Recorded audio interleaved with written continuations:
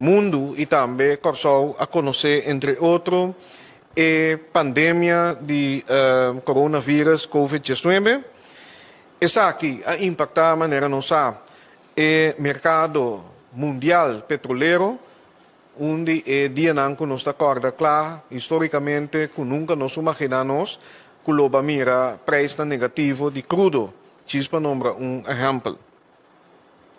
Uma indústria que normalmente está sumamente forte e maneira nossa hasta año 2020 lo tem oportunidade para nos refineria para produzir, entre outros, marine fuel oil para cumprir com a exigência ng novo conhecido como a oportunidade de IMO 2020.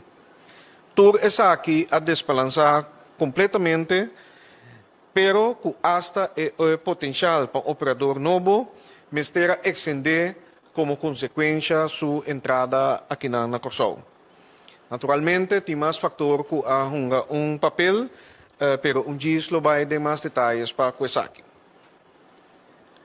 6 lunas passadas, Corsou tinha outro reto, que ainda, lastimamente, não por manter turene na refineria mais, passou companhia RDK CRU, não por aguenta essa aqui financeira mais. Maneira nos imaginamos, RDK e também CRU não tem entrada da renta e também, como tal, está mais difícil para manter vários de equipamentos de trabalho que não está produtivo, não pode justificar essa aqui para mais que 6 lunas que nós temos mais ou menos tras de lomba.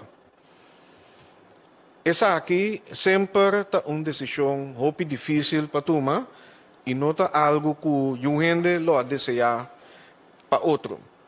E é importante também para nós dar espaço na tour que está passando de momento muito dificultoso e também doloroso.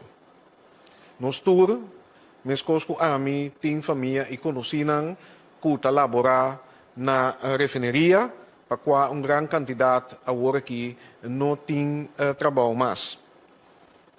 Pois está bom para nós conviver e dar espaço na tanto estão que trabalham e estão que queda.